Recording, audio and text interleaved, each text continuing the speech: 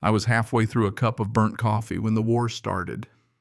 A war I never asked for, mind you, but you know how these things go. Letter shows up on a Tuesday morning looking official enough to make a banker nervous. Heavy paper, heavier arrogance.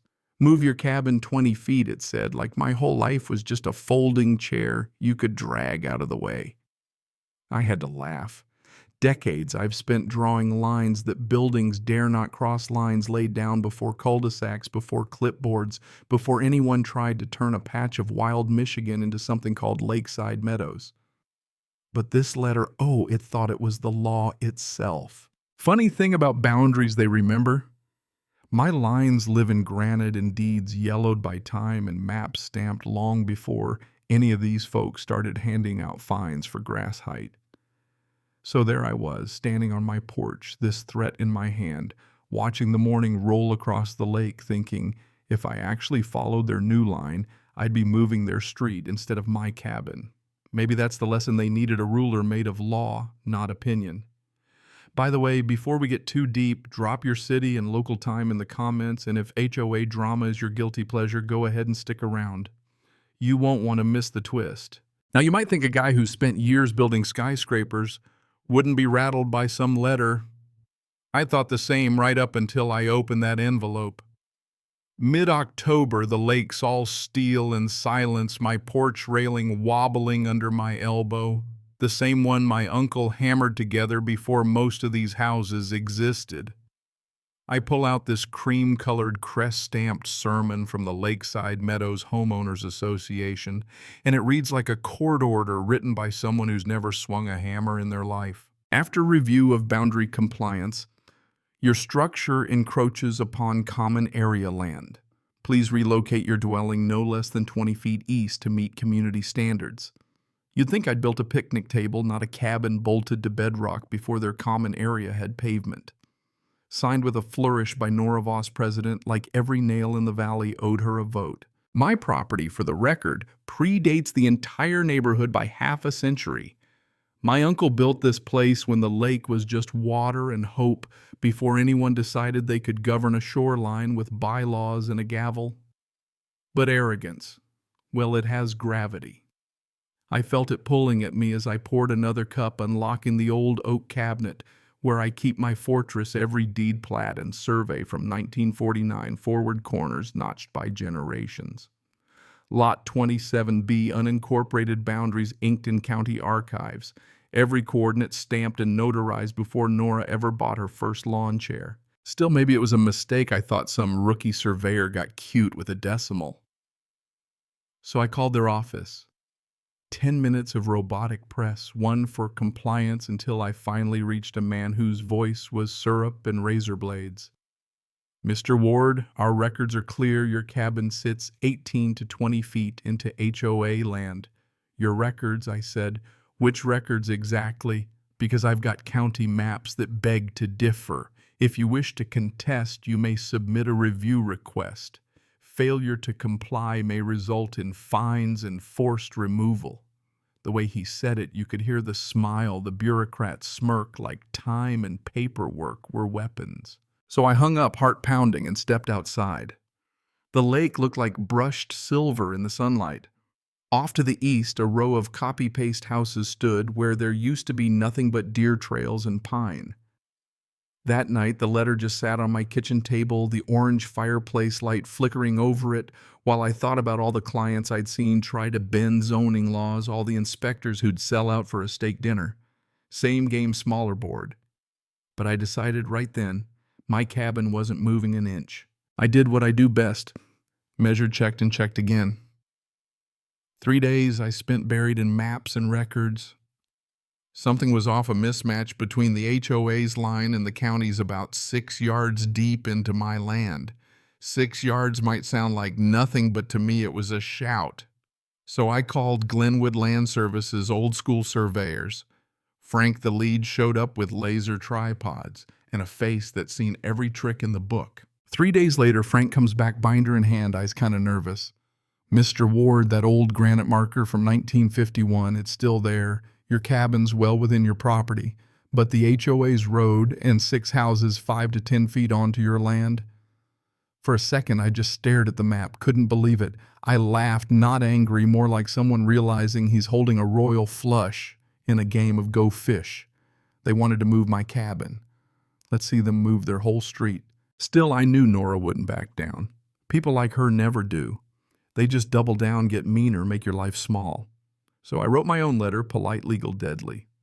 Dear Miss Voss, following an independent survey, your association's paved road and multiple structures occupy 0.117 acres of my property. Please advise on a timeline for their relocation. Signed it, mailed it, went back to stacking firewood with a smile. Next thing I know, there's a mandatory HOA meeting. I wasn't going to go, but sometimes justice needs an audience. I pressed my flannel, tucked the Glenwood report under my arm, and walked into their lion's den calm as a man holding dynamite. Nora's there, red blazer, sharp as a blade, and the whole room hums with curiosity. She bangs her gavel, announces recent boundary issues and how my structure encroaches on HOA land. I let her finish, then stood up slow, let the silence cook. With respect, my structure isn't the problem. These are. And I laid out the maps, County Plat, Glenwood Survey, drone overlay. You could hear the gasps as it became clear the HOA street, their driveways, even backyards, all eating up my land. Nora's face went white, then red. That's absurd, she says. These aren't official. I tapped the survey certification filed with the county last week. The room murmured. Does that mean our houses are on his land? Someone whispered. I didn't have to answer. The panic answered for me. That night, I expected an apology. What I got was a legal broadside. The HOA claimed my evidence was misleading, my survey invalid, even my drone footage a privacy violation. I laughed so hard I spilled my coffee. Privacy from people who have cameras on every mailbox. But this is how they fight, by grinding you down. Neighbors started dropping by, each pretending to check in, really sniffing for intel. The rumor mill kicked in. He's suing everybody. He wants the street gone. He's dangerous. Let them talk. I didn't own a gun. I owned something worse proof. Still, the harassment got personal. Mailbox kicked open, threatening notes, late-night SUVs idling at my property line. I called the sheriff, young deputy, sympathetic but helpless. Could be kids, he says. Kids don't file legal threats, I replied. County offices started getting creative too.